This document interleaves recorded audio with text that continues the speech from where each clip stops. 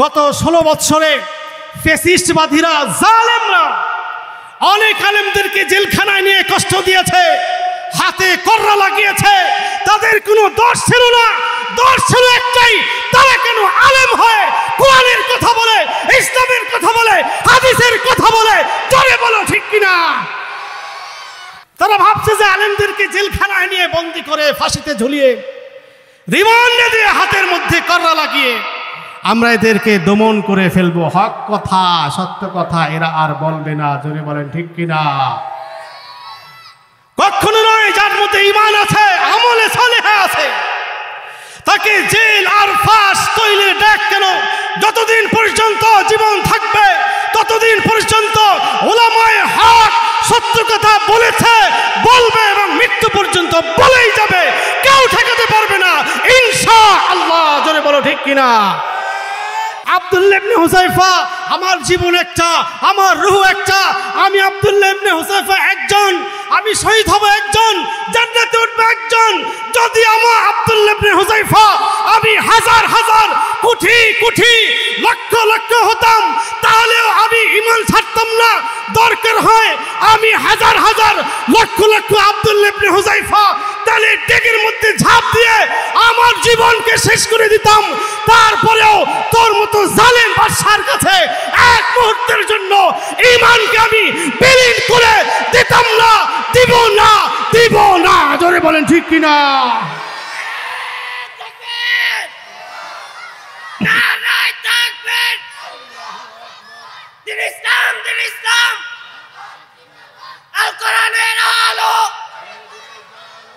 জান্নাতীরা যখন জান্নাতবাসী হয়ে যাবেন, তাদের কোনো আফসোস থাকবে না, পরিতাপ থাকবে না।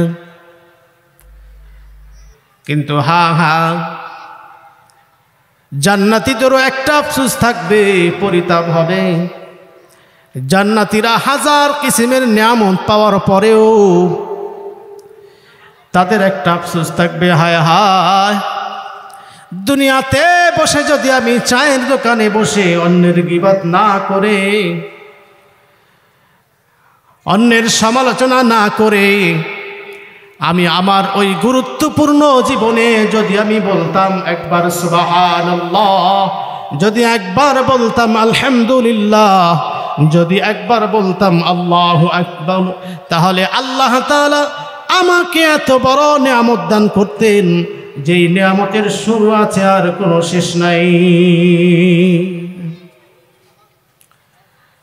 সেদিনের আফসোস আর কোনো কাজে আসবে না। এজন্য আল্লাহ রাব্বুল আলামিন সূরাতুল আসরের মধ্যে সময়ের কসম করেছেন, পৃথিবীর মানুষকে বুঝিয়ে দিয়েছেন, শোনো,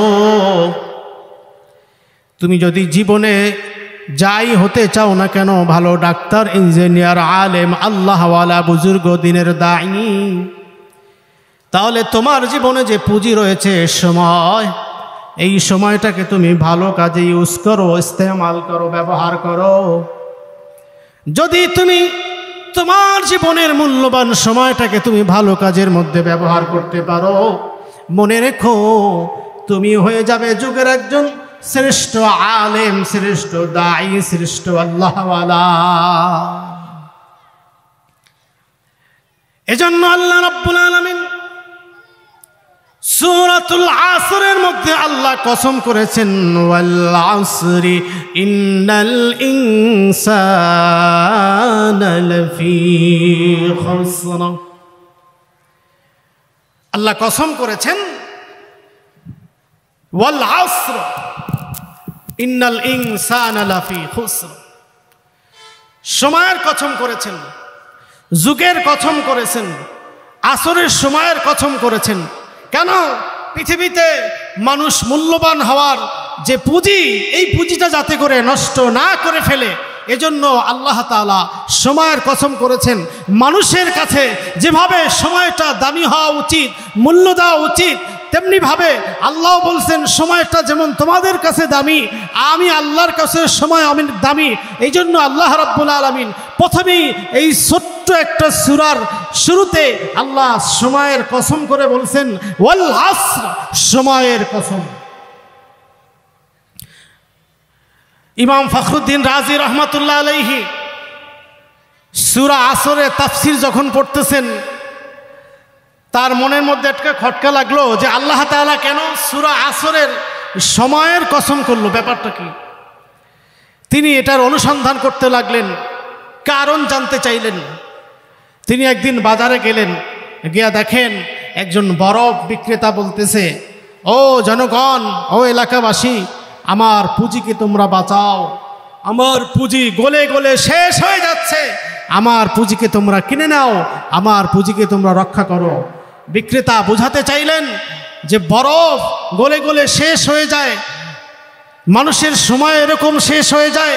ইমাম ফখরুদ্দিন রাজি রহমাতুল্লাহ আলাইহি তখন এই সূরা আসরের আল্লাহ যে কেন সময়ের কসম খাইলেন এটা তার কাছে স্পষ্ট হয়ে গিয়েছে। জোরে বলে সুবহানাল্লাহ। ওয়াল আসরি ইন্নাল ইনসানা লাফি খুসর। আল্লাহ রাব্বুল আলামিন মহান প্রতিপালক আল্লাহ তাআলা সময়ের কসম করে বলতেছেন, ও পৃথিবীর মানুষেরা শোনো, ওয়াল আসরি ইন্নাল ইনসানা লাফি খুসর। আল্লাহ বলছেন পৃথিবীর সকল মানুষ ক্ষতিগ্রস্তের মধ্যে রয়েছে, সব ধরনের মানুষ, সে কালা হোক ধলা হোক, উঁচা হোক লম্বা হোক, ধনী হোক গরিব হোক, যে ক্যাটাগরির হোক না কেন, মন্ত্রী হোক মিনিস্টার হোক, কৃষি হোক, রিক্সা চালক হোক, সকলকে বলা হয়েছে সকল মানুষগুলি ক্ষতিগ্রস্তের মধ্যে। ওয়াল আসরি ইন্নাল ইনসানা লাফি খুসর। ছোট্ট একটা সূরা, 3টা মাত্র আয়াত, 14টা বাক্য, 68টা অক্ষর রয়েছে এই ছোট্ট সূরার মাধ্যমে। আল্লাহ বলছেন পৃথিবীর সকল মানুষগুলি ক্ষতিগ্রস্তের মধ্যে রয়েছে। ইন্নাল ইনসানা লাফি খুসর। সকল মানুষগুলি ক্ষতিগ্রস্তের মধ্যে রয়েছে, তবে 4 শ্রেণীর মানুষ, যার মধ্যে 4টা গুণ থাকবে, সে কিন্তু ক্ষতিগ্রস্তের মধ্যে নয়। প্রথম নম্বরের নাম হলো ইল্লাল্লাযীনা আমানু ওয়া আমিলুস সালিহাত ওয়া তাওয়াসাউ বিল হাক্কি ওয়া তাওয়াসাউ বিস সাবর। সকল মানুষগুলি ক্ষতিগ্রস্তের মধ্যে আছে, কিন্তু এনে ইল্লা দ্বারা আল্লাহ তাআলা ইস্তেসনা করেছেন, ডিভাইডেড করেছেন, ডিফারেন্স করেছেন। ইল্লাল্লাযীনা, তবে তারা না। পৃথিবীর সবাই ক্ষতিগ্রস্ত, তবে তারা না। 4টা রক্ষা কবচের কথা আল্লাহ বলেছেন। ইল্লাল্লাযীনা আমানু, তবে যারা বিশ্বাস রাখে আল্লাহর প্রতি এবং তার রাসূলের প্রতি, সকল নবীদের প্রতি, আল্লাহর সৃষ্টির প্রতি। ইল্লাল্লাযীনা আমানু, যারা ঈমান আনবে একমাত্র আল্লাহর প্রতি এবং শেষ নবী জনাবে মুহাম্মদুর রাসূলুল্লাহ সাল্লাল্লাহু আলাইহি ওয়াসাল্লামের প্রতি, তারা ক্ষতিগ্রস্ত হবে না। মুমিন কাকে বলে? যিনি এক কথায় মুখে এবং অন্তরে দ্বিধাহীনভাবে, মুখে এবং অন্তরে দ্বিধাহীনভাবে এবং কার্যক্রমে যিনি বা যারা বিশ্বাস করে নিয়েছে আল্লাহ এক, অদ্বিতীয়, কুল হুয়াল্লাহু আহাদ, আল্লাহুস সামাদ, লাম ইয়ালিদ ওয়া লাম ইউলাদ ওয়া লাম ইয়াকুল লাহু কুফুয়ান আহাদ। যারা বিশ্বাস স্থাপন করেছে, মেনে নিয়েছে, বাস্তব জীবনে পরিণত করেছে যে আল্লাহ এক, জনাবে মুহাম্মদুর রাসূলুল্লাহ সাল্লাল্লাহু আলাইহি ওয়াসাল্লাম আল্লাহর প্রেরিত রাসূল, তারাই হলো মুমিন। এজন্য যারা মুমিন হবে তাদের দাম থাকবে বেশি, তারা দুনিয়াতেও কামিয়াব, আখিরাতেও তারা কামিয়াব। কিন্তু আমরা ঈমানকে আর ইসলামকে যত সহজে পেয়েছি, সাহাবায়ে কেরাম রাদিয়াল্লাহু তাআলা আনহুম আজমাইন ততটা সহজে কিন্তু পান নাই। জোরে বলেন ঠিক কিনা? অনেক রক্তের বিনিময়, কষ্টের বিনিময় ঈমানকে তারা পেয়েছেন, ইসলামকে পেয়েছেন। আর আমরা মায়ের পেট থেকেই পড়েই দেখি, আমি তো মুসলমানের ঘরে জন্ম নিয়েছি, আমি তো ঈমানওয়ালা, সহজভাবে পেয়েছি, তো এই জন্য আমাদের কাছে কদর মনে হয় কম।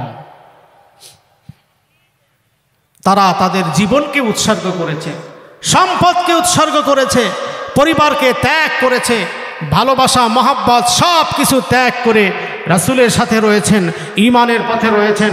এজন্যই আল্লাহ তাআলা তাদের পক্ষে বলেছেন রাদিয়াল্লাহু আনহুম ওয়া রাদু আন। কাফের মুশরিকদেরকে বলা হলো যে তোমরা ঈমান আনয়ন করো। ওয়াইদা কিলা লাহুম আমিনু কামা আমানান নাস, ঈমান আনয়ন করো ওই মানুষগুলির মতো যারা ঈমানদার, পাক্কা ঈমানদারে পৌঁছেছে, তাদের মতো ঈমান আনয়ন করো। ওয়াইদা কিলা লাহুম আমিনু কামা আমানান নাস, সেই যুগের মক্কার মূর্খদেরকে, জাহেলদেরকে বলা হলো তোমরা ঈমান আনয়ন করো ওই সকল মানুষগুলির মতো যারা ঈমান আনয়ন করছে। কাফের মুশরিকরা এই কথাগুলি শুনে তখন বলেছে ক্বালু আনুমিনু কামা আমানাস সুফাহা। কাফেররা বলতেছে, কি বলে, এই যে মূর্খ, জাহেল, পণ্ডিত, এদের কোনো জ্ঞান বুদ্ধি নাই, আমরা কি তাদের মতো ঈমান আনয়ন করব? সাহাবায়ে কেরামদেরকে বলতেছে, জোরে বলি নাউযুবিল্লাহ।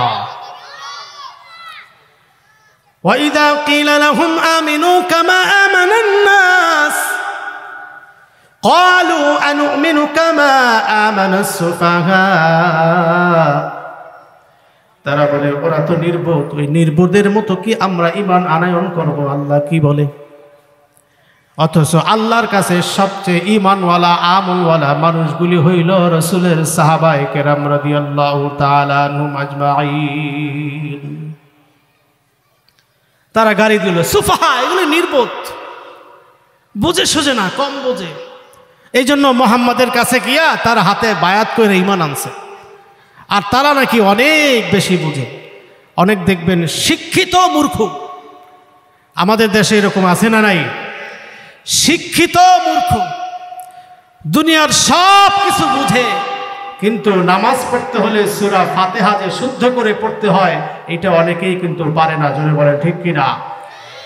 আর আমাদের মাদ্রাসার মক্তবের একজন ছাত্রকে আপনি এখন বলেন যে বাবা তুমি সূরা ফাতিহাটা আমাকে শুনিয়ে দাও, দেখবেন শুদ্ধ করে সুন্দরভাবে মধুর সুরে আপনাকে সূরা ফাতিহা শুনিয়ে দিবে। তাহলে এবার আপনারাই বিবেচনা করুন, উনি কি শিক্ষিত নাকি এরা শিক্ষিত? এই মক্তবের ছাত্রগুলি হলো সবচেয়ে বেশি শিক্ষিত, জোরে বলেন ঠিক কিনা? ঈমান আনার কথা বলার পরে তারা বলল ক্বালু আনুমিনু কামা আমানাস সুফাহা। আল্লাহ বলে না না, আমার সাহাবায়ে কেরাম নির্বোধ নয়, আমার সাহাবায়ে কেরাম বুজুর্গ নয়, আমার সাহাবায়ে কেরাম মূর্খ নয়। ক্বালু আনুমিনু কামা আমানাস সুফাহা আলা ইন্নাহুম হুমুস সুফাহা। জগৎবাসীকে লক্ষ্য করে আল্লাহ তাআলা বলেন যে আমি কোরআনে আল্লাহ বলে দিয়েছেন কিয়ামত পর্যন্ত কারা মূর্খ, কারা জালেম, কারা নির্বোধ, এটা আল্লাহ প্রমাণ করে দিয়েছেন। আলা ইন্নাহুম হুমুস সুফাহা, আলা ইন্নাহুম হুমুস সুফাহা ওয়ালাকিন লা ইয়ালামুন। আল্লাহ উত্তর দিয়ে দিয়েছেন, সেই উত্তর কিয়ামত পর্যন্ত কোরআনের মধ্যে থাকবে। ঈমান আনার কারণে, ঈমান গ্রহণ করার কারণে, ইসলাম গ্রহণ করার কারণে যাদেরকে বোকা বলা হয় তারা আসলে বোকা নয়, যারা বোকা বলে তারাই হলো সত্যিকারের বোকা এবং নির্বোধ, জোরে বলেন ঠিক কিনা?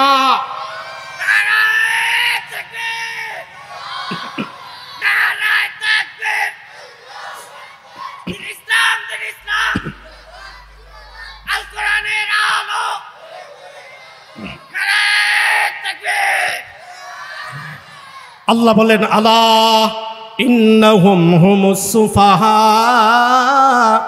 ওয়ালাকিন লা ইয়ালামুন।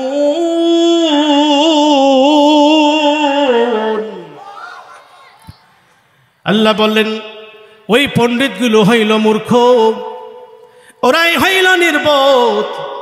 ওদের মাথায় কোনো বুদ্ধি নাই, ওরা কিছুই জানে না।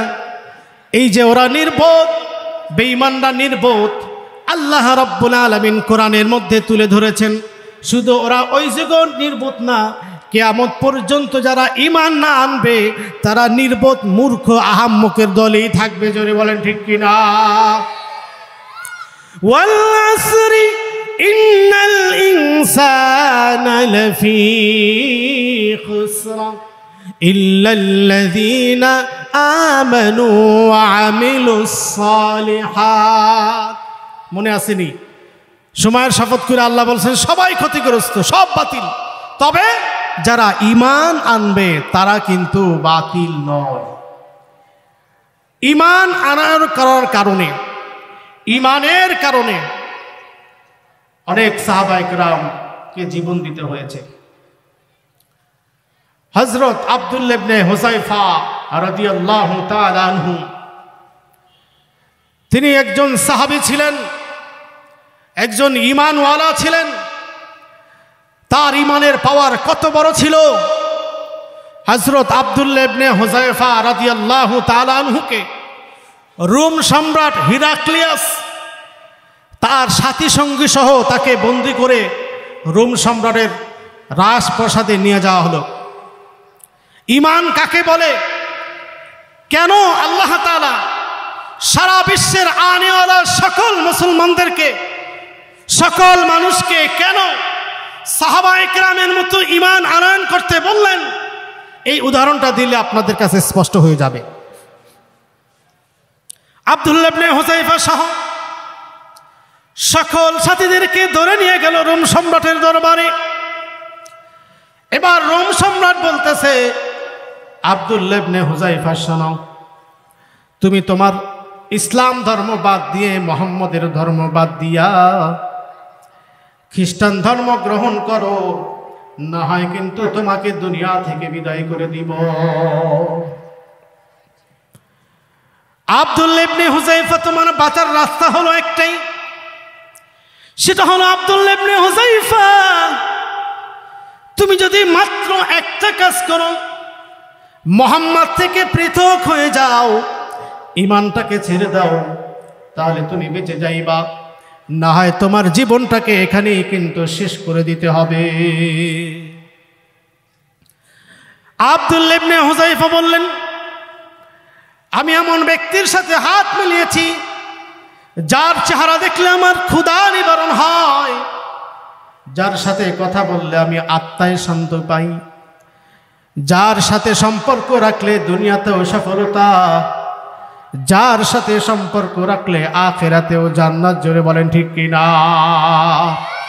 আব্দুল্লাহ ইবনে হুযায়ফা বলতেছে, না না, আমি ঈমান তো ছাড়বো না, যদি আমার প্রয়োজন হয় আমার জীবনকে আমি বিলীন করে দিব, কিন্তু এক সেকেন্ডের জন্য আমি ঈমান থেকে বের হব না। রোম সম্রাট দেখলো যে আশ্চর্য ব্যাপার, এভাবে এর দিয়া কাজ হবে না, কাজ করো, তোমরা শুলি তৈরি করো, মঞ্চ তৈরি করো, একে শুলিবিদ্ধ করে তীর মেরে একে দুনিয়া থেকে বিদায় করে দেওয়া হবে। অপরাধ কি? ঈমান আনার কারণে। অপরাধ কি? জোরে বলেন। ঈমান কেন আনলো? নবী মুহাম্মদকে কেন সর্বশেষ নবী মানলো? আল্লাহকে কেন আল্লাহ হিসাবে, খোদা হিসাবে, এক অদ্বিতীয় হিসাবে বিশ্বাস করলো? এটাই ছিল অপরাধ। জোরে বলেন ঠিক কিনা? আমরা দেখেছি গত বৎসরগুলিতে, গত 16 বৎসরে ফ্যাসিস্টবাদীরা, জালেমরা অনেক আলেমদেরকে জেলখানায় নিয়ে কষ্ট দিয়েছে, হাতে কর্রা লাগিয়েছে। তাদের কোনো দোষ ছিল না, দোষ ছিল একটাই, তারা কেন আলেম হয়ে কোরআনের কথা বলে, ইসলামের কথা বলে, হাদিসের কথা বলে? জোরে বলো ঠিক কিনা? অন্য কোনো উপায়, অন্য কোনো কারণে, চুরি, রাহানাজানি, ডাকাতি, চাঁদাবাজের কারণে কোনো আলেম আজ পর্যন্ত জেলখানায় যেতে হয় নাই। জোরে বলেন ঠিক কিনা? অপরাধ ছিল। কেন হক কথা বলে? কেন কোরআনের কথা বলে? কেন ইসলামের কথা বলে? কেন আমাদের বিপক্ষে বলে? দেখেন, আলেমরা কিন্তু কারো পক্ষেও বলে না, বিপক্ষেও বলে না। কোরআন যেভাবে বলেছে, হাদিস যেভাবে বলেছে, সেভাবেই কিন্তু বলতেছে। জোরে বলেন ঠিক কিনা? আব্দুল্লাহ ইবনে হুযায়ফাকে মঞ্চ তৈরি করে তাকে তীরবিদ্ধ করবেন। আব্দুল্লাহ ইবনে হুযায়ফাকে বলতেছে, ঈমান ছেড়ে দাও যদি বাঁচতে চাও। আব্দুল্লাহ ইবনে হুযায়ফা বলতেছে, না না, এক মুহূর্তের জন্য আমি ঈমান ছাড়ব না। রোমের সম্রাট দেখলো এভাবেও কাজ হচ্ছে না, আব্দুল্লাহ ইবনে হুযায়ফাকে বলল, দেখো ঈমান ছেড়ে দাও, এখনো কিন্তু সময় আছে। রোমের সম্রাট বলল, আমার সৈন্য সামন্তরা, তোমরা কাজ করো, এক জায়গায় তৈলের ড্যাগ গরম করো, তৈলগুলোকে ফুটান্ত করো, সেই তৈলের ভিতরে আব্দুল্লাহ ইবনে হুযায়ফা সহ তার সঙ্গী পঙ্গী সকলকে এই তৈলের মধ্যে নিক্ষেপ করা হবে। জোরে বলে নাউযুবিল্লাহ। তৈলের ড্যাগ গরম করা হইল, অর্ডার করা হলো যে আব্দুল্লাহ ইবনে হুযায়ফার সাথে যারা আছে সকলকে একটা একটা করে ফুটন্ত তৈলের ভিতরে ফেলে দাও, ওদেরকে দুনিয়া থেকে বিদায় করে দাও, এবং পর্যায়ক্রমে আব্দুল্লাহ ইবনে হুযায়ফাকেও এই তৈলের ড্যাগের মধ্যে ফেলে দেওয়া হবে। জোরে বলে নাউযুবিল্লাহ। অনেককেই সাথী সঙ্গীদেরকে তৈলের ড্যাগের মধ্যে ফেলে দিল, মুহূর্তের মধ্যে তারা ফ্রাই করা মুরগির মতো হয়ে দুনিয়া থেকে বিদায় নিয়ে নিল। জোরে বলি নাউযুবিল্লাহ। কিন্তু দুনিয়াতে কষ্ট হলেও তারা পরকালে অবশ্যই তাদের জন্য জান্নাত অবধারিত। জোরে বলেন ঠিক কিনা?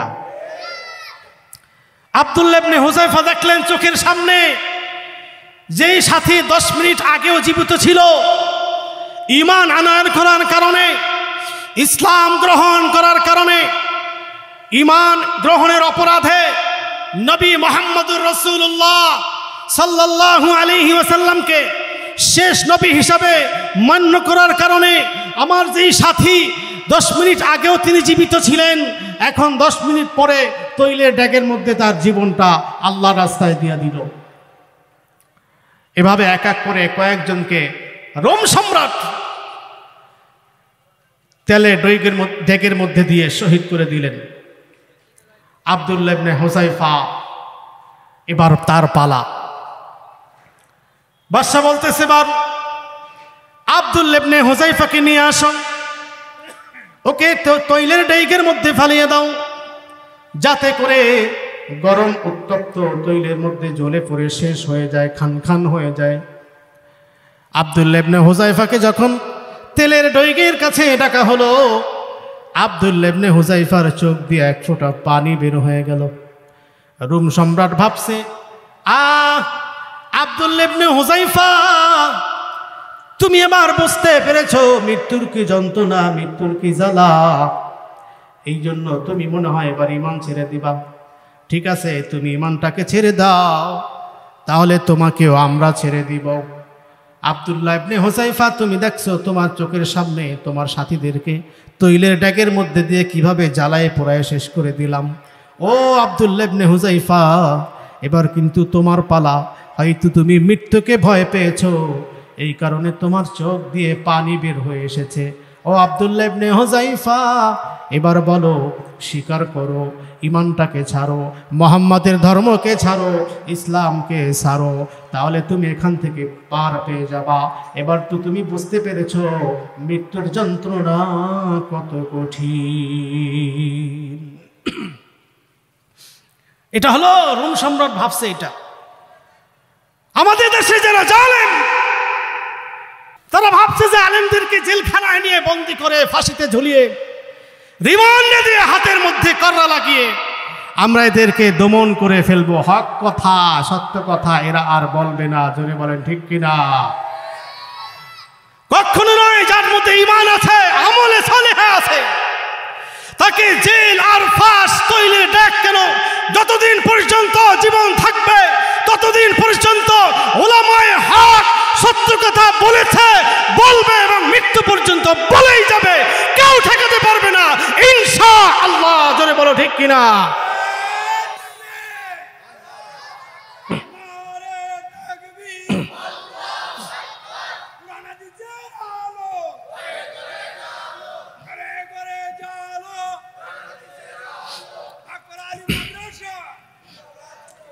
প্রিয় মুসলমান ভাইয়েরা, আব্দুল্লাহ ইবনে হুযায়ফার চোখের পানি দেখে জালেম মনে করছে যে এটা তো এখন গেছে, ইমান টিমান সব শেষ, মোহাম্মদের ধর্ম টর্ম সব বাদ দিছে, এখন মনে হয় আমাকে দলে খ্রিস্টানদের দলে চলে আসবে।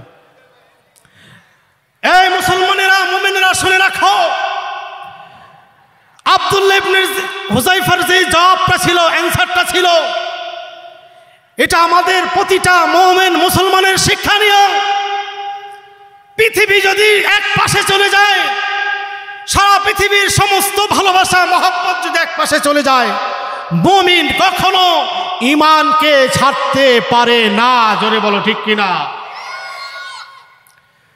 আব্দুল্লাহ ইবনে হুযায়ফা বললেন, এই কালবির রোমের সম্রাট কুকুর, শুনে রাখ, আমার আব্দুল্লাহর আমার হাতটা লেগেছে এমন এক ব্যক্তির সাথে, যার হাত ধরে আমি আব্দুল্লাহ ইবনে হুযায়ফা জান্নাতে চলে যাব। সুতরাং তোর মতো নির্যাতিত জালেম বাদশার কারণে আর তোর হুমকি ধুমকির কারণে আমি ঈমানকে ছেড়ে দেব, এটা ভেবেছ? বাদশা বলতেছে, তোমার চোখে তো পানি, অবশ্যই তুমি ভয় পাইছো। তখন আব্দুল্লাহ ইবনে হুযায়ফা বলতেছে, শোন, এই জন্য আমার চোখের পানি আসে নাই। তুমি হয়তো ভেবেছ যে আমার সাথীকে তৈলের উত্তপ্ত ডেকের মধ্যে ফেলে দিয়ে তাকে শহীদ করে দিয়েছ। তুমি ভেবেছ মনে হয় আব্দুল্লাহ ইবনে হুযায়ফা এবার ঈমানকে ছেড়ে দিবে, ইসলামকে ছেড়ে দিবে, মুহাম্মাদের ধর্মকে ছেড়ে দিবে। এটা কখনোই নয়। আমার চোখের পানি এজন্য বের হয়েছে, এই কালবির রুম, শুনে রাখ, আমি আব্দুল্লাহ, এখন আব্দুল্লাহ ইবনে হুযায়ফা আমার জীবন একটা, আমার রূহ একটা। আমি আব্দুল্লাহ ইবনে হুযায়ফা একজন, আমি শহীদ হব একজন, জান্নাতে উঠবে একজন। যদি আমার আব্দুল্লাহ ইবনে হুযায়ফা আমি হাজার হাজার কোটি কোটি লক্ষ লক্ষ হতাম, তাহলেও আমি ঈমান ছাড়তাম না।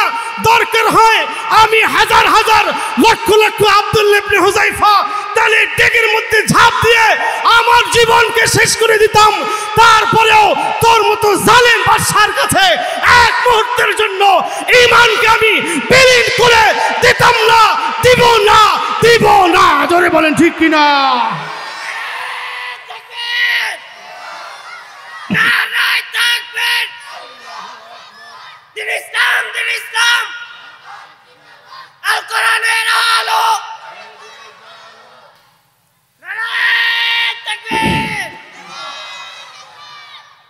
ঈমানওয়ালারা এত দুর্বল না, ঈমানওয়ালাদেরকে এত দুর্বল ভাবলে চলবে না, আলেমদেরকে এত দুর্বল ভাবলে চলবে না। মনে করেছ কিছুদিন ঢুকায় রাখছি, মনে হয় গেছে, আর কথাই কইতো না, এটা ভাবছে না তারা, এটা ভাবছে না। এখন আলেমদের স্পৃহা এত বেড়ে গিয়েছে, মৃত্যু পর্যন্ত ইনশাআল্লাহ আলেমরা হক কথা বলেই যাবে। জোরে বলেন ঠিক কিনা? এরপরেও যখন দেখে আব্দুল্লাহ ইবনে হুযায়ফা ঈমানকে ছাড়তেছে না, ঈমানের পথে অটল, এবার রোম সম্রাট বলতেছে, এভাবেও যখন আব্দুল্লাহ ইবনে হুযায়ফাকে ঈমান থেকে বের করা যাইতেছে না, তাহলে কাজ করো, আব্দুল্লাহ ইবনে হুযায়ফাকে একটা রুমের ভিতরে নিয়ে রাখো, দেশের সবচেয়ে সুন্দরী রমণীগুলা আব্দুল্লাহর সাথে রুমের ভিতরে প্রবেশ করায় দাও, এবং ওই রুমের ভিতরে কোনো খাবার থাকবে না, শুকরের মাংস ছাড়া, হারাম খাদ্য ছাড়া কোনো খাবার থাকবে না। আর সুন্দরী যুবতীগুলি আব্দুল্লাহ ইবনে হুযায়ফার সাথে প্রবেশ করিয়া দাও, যাতে করে ওই সুন্দরী রমণীর সাথে খারাপ কাজ করে, গর্হিত কাজ করে আব্দুল্লাহ ইবনে হুযায়ফার ঈমানটা চলে যায়। এবং শুকরের মাংস দিয়া দাও, এই শুকরের মাংস খেয়ে যেন আব্দুল্লাহ ঈমানের পথে দুর্বল হয়ে যায়, তাহলেই তো আমরা আব্দুল্লাহ ইবনে হুযায়ফাকে আমাদের খ্রিস্টানদের পথে নিয়ে আসতে পারব। ভাইরা আমার, বন্ধুরা আমার, একদিন নয়, 2 দিন নয়, 3 দিন পর্যন্ত ঈমান আনার কারণে, ইসলামের দাওয়াত দেওয়ার কারণে, হক কথা বলার কারণে আব্দুল্লাহ ইবনে হুযায়ফাকে 3 দিন পর্যন্ত দেশের কিছু সুন্দরী নারী দিয়া রুমের মধ্যে আবদ্ধ করে রাখলো, খাবার দিল হারাম খাবার। 3 দিন পরে বাদশাহ লোক পাঠাইল। এবার দেখো আব্দুল্লাহ ইবনে হুযাইফার কি হালত, কি অবস্থা। গিয়া দেখে শুকরের মাংস যেখানে যেভাবে রাখা ছিল সেভাবেই আছে। আব্দুল্লাহ ইবনে হুযাইফা এক মুহূর্তের জন্য ওই জীবন বাঁচানোর জন্য কিন্তু শুকরের মাংস মুখে দেয় নাই। বলতেছে এই জন্য আল্লাহ কেন বললেন যে ওয়াইযা কিলা লাহুম আমিনু কামা আমানান নাস, ওই মানুষগুলির মতো ঈমান আনয়ন করো, সাহাবায়ে কেরামের মতো ঈমান আনয়ন করো। একজন ব্যক্তির উদাহরণ টানতেছে। আব্দুল্লাহ ইবনে হুযাইফা কোনোভাবেই রুমের বাদশার প্রভাবে, কোনো দাপটে, কোনো ভয়ের কারণে ঈমান থেকে ফিরে আসতেছে না। এবার বাদশা বলল, তুমি কি করো? সমস্ত সুন্দরী রমণীগুলা পাঠাইলাম, তোমরা তো আব্দুল্লাহ ইবনে হুযাইফাকে কিছুই করতে পারলা না, বানাইতে পারলা না। নাউযুবিল্লাহ, খারাপ কাজ করাইতে পারলা না। তোমরা হইলা দেশের তারকা। জোরে বলি নাউযুবিল্লাহ। তারকা কারে কয়? দেশে যারা উলঙ্গ, যত বেহায়াপনা করে যে যত বেশি নাচতে পারে, হলিউড ডলিউডে ঢুকতে পারে, তাদেরকে বলা হয় তারকা। জোরে বলি নাউযুবিল্লাহ। কিসের তারকা? এগুলি দেশের জন্য, জাতির জন্য গজব। এদের কারণে লস অ্যাঞ্জেলেসের গজব এসেছে, বাংলাদেশে এদের কারণে গজব আসতেছে। জোরে বলেন ঠিক কিনা? এরা কিভাবে তারকা হয়? এরা হলো গজব, এদের কারণে দেশে গজব চলে আসে। একজন নারী যখন তার পর্দাকে বাহির করে, পর্দাকে ছেড়ে দিয়ে বেপর্দায় রাস্তায় ঘোরাফেরা করে, তখন সে দেশের তারকা কেমনে হয় এটা আমার বুঝে আসে না। এটা তারকা, এটা দেশের গজব। তারকা যদি হয়, বর্তমান দেশের মধ্যে তারকা হবে মিজানুর রহমান আজহারি, তারকা হবে আল্লামা মামুনুল হক, তারকা হবে ইসলামের স্কলার, এরাই হবে দেশের তারকা। জোরে বলেন ঠিক কিনা? তারকা, এটাই বলে তারকা, এটা হলো গজব। রুমের বাদশার সামনে, আব্দুল্লাহ ইবনে হুযাইফার সামনে এরকম নর্তকীকে ঢুকাইয়া দিছে। 3 দিন সময় হয়ে গেছে, দেখে যে আব্দুল্লাহ ইবনে হুযাইফার কোনো কাজ হইতেছে না।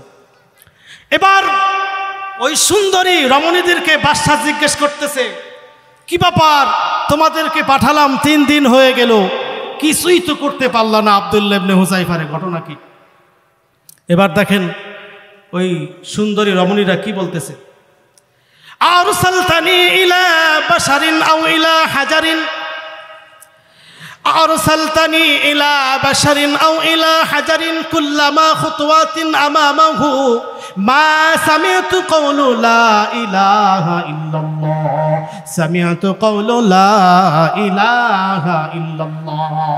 সুন্দরী রমণীগুলি এবার বলতেছে, বাদশাহ শোনেন, আমরা তো জিনা করার জন্য, পরকিয়া করার জন্য, আব্দুল্লাহ ইবনে হুযাইফার ঈমানটাকে বের করার জন্য, মুসলমান থেকে খ্রিস্টানের মধ্যে ঢুকানোর জন্য 3 দিন পর্যন্ত চেষ্টা করেছি, তার সামনে সামনে ঘুরেছি, তার সামনে বসে রয়েছি, কিন্তু এক মুহূর্তের জন্য ওই ঈমানওয়ালা আব্দুল্লাহ ইবনে হুযাইফা আমাদের দিকে চোখ তুলিও তাকায় নাই। জোরে বলেন আল্লাহু আকবার। এভাবে যখন দেখলো আব্দুল্লাহ ইবনে হুযাইফার ঈমান কোনোভাবেই বের করতে পারতেছে না, বাদশা আবার বলল, ও আব্দুল্লাহ ইবনে হুযাইফা, কারণটা কি? তোমার এত শক্তি, এত পাওয়ার আর কোথা থেকে আসলো?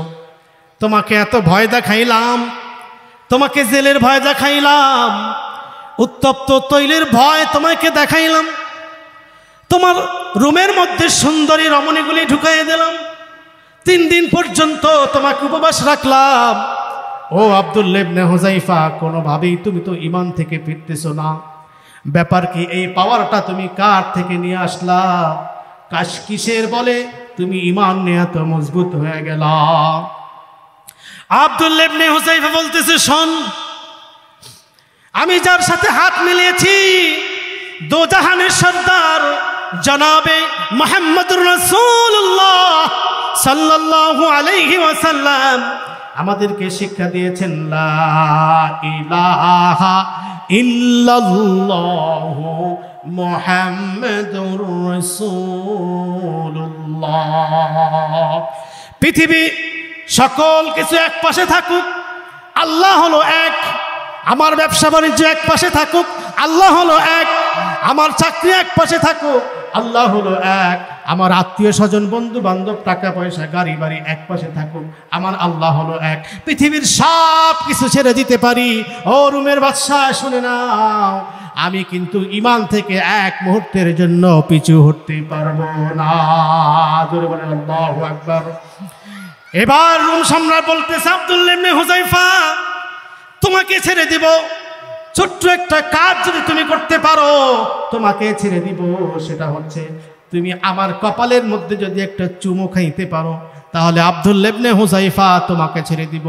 আব্দুল্লাহ ইবনে হুযায়ফা বলল, শোনো, আমাকে ছাড়লেই কিন্তু চলবে না। আমার সাথী সঙ্গী যেগুলোকে আটকায়া রাখছে জেলখানার মধ্যে, এগুলিকে যদি ছেড়ে দাও, এই শর্তে তোর কপালে আমি একটা চুমু খাইতে পারি। কপালের মধ্যে চুমু খাইলেন।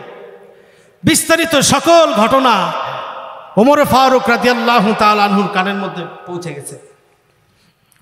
ওমর ফারুক রাদিয়াল্লাহু তাআলা আনহুর কাছে যখন আব্দুল্লাহ ইবনে হুযায়ফা আসলেন, এসে যখন সকল ঘটনার বর্ণনা দিলেন, তখন আব্দুল্লাহ ইবনে হুযায়ফা বললেন যে, তুমি রোম সম্রাটের কপালে চুমু খেয়েছো। আব্দুল্লাহ ইবনে হুযায়ফা বললেন, জনাব, আমি চুমু খেয়েছি ওকে সম্মানার্থে নয়, আমি চুমু খেয়েছি এজন্য যে আমার বাকি সাথী সঙ্গীগুলি ওই জালেম থেকে মুক্ত পেয়ে যায়। জোরে বলি সুবহানাল্লাহ। হযরতে ওমর ফারুক রাদিয়াল্লাহু তাআলা আনহু তখন বললেন, আব্দুল্লাহ ইবনে হুযায়ফা, তোমার কপালটা, তোমার বুকটা আমার কাছে দাও, আমি একটু তোমাকে চুমু করে ধন্য হই।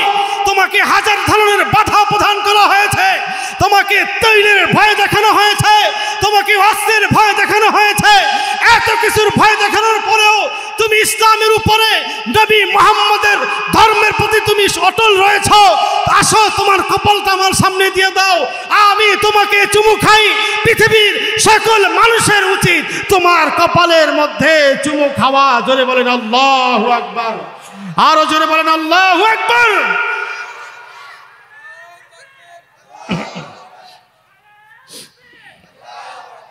সুতরাং আল্লাহ বলছেন, ওয়াইযা কিলা লাহুম আমিনু কামা আমানান নাস, এই সমস্ত মানুষগুলির মতো তোমরা যদি ঈমান আনয়ন করো, তাহলে তোমাদের দুনিয়াতেও কোনো বাতিল তোমাদেরকে ঠেকাতে পারবে না, আখিরাতেও তোমাদের জন্য রয়েছে সফলতা। জোরে বলেন ঠিক কিনা? ফেরাউন হযরত আসিয়াকে নির্যাতন করতে করতে যখন চরম পর্যায়ে পৌঁছে গেল, তখন আসিয়া বলল, আল্লাহ, এই জালেম থেকে আমারে তুমি মুক্তি দাও, জান্নাতে তোমার পাশে আমার একটা ঘর বানায়া দাও, এবং আমাকে তুমি জান্নাতবাসীদের মধ্যে কবুল করে নাও। আল্লাহ তাআলা তার দোয়া কবুল করেছিলেন। এজন্য রাসূল বলেছেন, ইত্তাকুয যুলমা ফাইন্নায যুলুমাতু ইয়াউমাল কিয়ামাহ। জুলুম যারা করবে, পূর্বে করেছে, ভবিষ্যতেও যারা জুলুম করবে, যারা জালেম হবে, তাদেরকে শায়েস্তা করার জন্য কে যথেষ্ট? জোরে বলেন, জোরে বলেন, কে যথেষ্ট? খবরদার, ঈমানওয়ালাদেরকে, আলেমদেরকে কষ্ট দিতে যায় না। মুখের মাধ্যমেও নয়, লেখনের মাধ্যমেও নয়, শারীরিক তো দূরের কথা, তাহলে কিন্তু আল্লাহ ছাড় দিবেন না। ইল্লাল্লাযীনা আমানু ওয়া আমিলুস সালিহাত। দ্বিতীয়ত রক্ষা কবচ হলো ওয়া আমিলুস সালিহাত, আমলে সালিহা যারা করবে পরকালের জন্য, পরকালে তাদের জন্য সফলতা রয়েছে। ওয়া মাইয়ামাল মিনাস সালিহাতি মিন যাকারিন আও উনসা ওয়া হুয়া মুমিনুন فأولئك يدخلون الجنة ولا يظلمون نقيرا। যে পুরুষ কত বা নারী হোক, তার মধ্যে যদি ঈমান থাকে, ঈমান আসল 1 নম্বর শর্ত হলো ঈমান। যদি ঈমান থাকে তার মধ্যে, আল্লাহর কাছে তিনি প্রিয় হয়ে যান, মানুষের কাছেও তিনি দামি হয়ে যান। ঈমানের পথে অবিচল থেকে আমার মরণ যেন হয়, ইমানের পথে অবিচল থেকে আমাদের মরণ যেন হয়। জোরে বলেন ঠিক কিনা? এতটুকু মিনতি প্রভুর কাছে, ও গো রহিম দয়াময়, ইমানের পথে অবিচল থেকে আমাদের মরণ যেন হয়। দ্বিতীয় ব্যক্তি, ওমাই আমাল মিনাস সালিহাতি মিন যাকরিন আও উনসা ওয়া হুয়া মুমিন ফাউলাইকা ইয়াদখুলুনাল জান্নাতা ওয়া লা ইউযলামুনা নাকিরা। দ্বিতীয়, যাদের মধ্যে আমলে সালিহা থাকবে, ইমানের সাথে যাদের মধ্যে আমলে সালিহা থাকবে, তারাও ক্ষতিগ্রস্তের মধ্যে থাকবে না। ওমাই আমাল মিনাস সালিহাতি মিন যাকরিন আও উনসা ওয়া হুয়া মুমিন ফাউলাইকা ইয়াদখুলুনাল জান্নাতা ওয়া লা ইউযলামুনা নাকিরা। 3 নম্বর রক্ষা কবচ হলো ওয়াতাওয়াসাউ বিল হক। যারা ঈমান আনবে, আমলে সালিহা করবে, সত্যের উপদেশ দিবে, ইয়ামুরুনা বিল মারুফি ওয়া ইয়ানহাউনা আনিল মুনকার। যারা সত্যের পথে চলবে, সত্যের উপদেশ দিবে, মানুষকে সত্যের পথ দেখাবে, তারাও কিন্তু ক্ষতিগ্রস্তের মধ্যে থাকবে না। হয়তো যদিও দুনিয়ার মধ্যে জেল জুলুম আর নির্যাতনের শিকার হইতে হয়, কিন্তু সত্য কথা বলার কারণে আল্লাহ রব্বুল আলামিন একদিন না একদিন দুনিয়াতেই তাদের মর্যাদা বাড়িয়ে দেন। জোরে বলেন ঠিক কিনা? যদিও সমূহের জন্য মুসা আলাইহিস সালাতু ওয়াস সালাম কষ্ট করেছিলেন, যদিও সমূহের জন্য আমাদের প্রিয় নবী জনাবে মুহাম্মদুর রাসূলুল্লাহ সাল্লাল্লাহু আলাইহি ওয়াসাল্লাম কষ্ট করেছিলেন, কিন্তু আল্লাহ তাআলা তাদের মর্যাদা দিয়েছেন এমন পৃথিবীর যত মানুষ মাখলুকাত রয়েছে সবচেয়ে বেশি মর্যাদা ছিলেন আমাদের প্রিয় নবী এবং ইমানদারদের। জোরে বলেন ঠিক কিনা? এজন্য ওয়াতাওয়াসাউ বিল হক, সত্য কথা বলতেই হবে। যে সত্য কথা বলবে না, হক কথা যে বা যারা বলবে না, তারা হচ্ছে শয়তান, বোবা শয়তান। তারা কি? জোরে বলেন, বোবা শয়তান। এজন্য সত্য কথা বলতে হবে, সত্যের পথে থাকতে হবে এবং মানুষকে সত্যের দিকে আহ্বান করতে হবে। রাজি আছেন তো সবাই? ওয়াতাওয়াসাউ বিল হক্কি ওয়াতাওয়াসাউ বিস সাবর। আর একটা হলো পরস্পরের মধ্যে ধৈর্যের উপদেশ দিবে। বিপদ যখন চলে আসবে, মুসিবত যখন চলে আসবে, নিজে যেমনিভাবে ধৈর্য ধারণ করবে, অপরকেও ধৈর্য ধারণের উপদেশ দিবে। বিপদ আসলে বিচলিত হওয়া যাবে না, ধৈর্যহীন হওয়া যাবে না, আল্লাহর রহমত থেকে নিরাশ হওয়া যাবে না। যখন বিপদ আসতে ধৈর্য ধারণ যখন করবে, আল্লাহ বলছেন ইন্নাল্লাহা মা'আস সাবিরিন। ধৈর্যশীলদের সাথে আল্লাহ আছেন এবং থাকবেন। জোরে বলেন ঠিক কিনা? এজন্য আল্লাহ এই ছোট্ট সূরার মধ্যে এমন কিছু বিষয় ঢুকিয়ে দিয়েছেন। ইমাম শাফি রহমতুল্লাহ আলাইহি বলেন যে আল্লাহ যদি কোরআন অবতীর্ণ না করতেন, শুধু সূরা আসর অবতীর্ণ করতেন, আর মানুষগুলি যখন সূরা আসরের উপর আমল করত, তাহলে তার জীবনের জন্য এটাই যথেষ্ট হয়ে যেত। জোরে বলেন সুবহানাল্লাহ। পৃথিবীর সকল মানুষগুলি ক্ষতিগ্রস্তের মধ্যে, তবে 4টা গুণ কাজ যে বা যারা করবে তারা ক্ষতিগ্রস্তের মধ্যে থাকবে না। নম্বর 1, প্রথম নম্বর হচ্ছে ঈমানওয়ালা হতে হবে, ঈমান আনতে হবে। দ্বিতীয়ত হলো আমলে সালিহা করতে হবে। তৃতীয়ত হলো সত্যের পথে থাকতে হবে এবং মানুষকে সত্যের পথে আহ্বান করতে হবে, হক কথা বলতে হবে। জোরে বলেন ঠিক কিনা? চতুর্থ হলো বিপদ যখন আসবে, মুসিবত যখন আসবে, ধৈর্যহীন হারা হয়ে যাবে না, ধৈর্য থাকতে হবে, পরস্পরের মধ্যে সবরের আদেশ করতে হবে এবং নিজেকেও সবরের সাথে থাকতে হবে। যিনি সবর করবেন, ধৈর্য ধারণ করবেন, বিপদে আপদে আল্লাহ বলছেন ইন্নাল্লাহা মা'আস সাবিরিন, আল্লাহ তাদের সাথে আছেন। সুতরাং আজকের এই সংক্ষিপ্ত সময়ের বয়ান থেকে আমাদের শিক্ষা হলো এটাই, ঈমান আমরা এনেছি, আমলে সালেহা করব, সত্য কথা বলবো, সত্যের পথে থাকবো। রাজি আছি তো?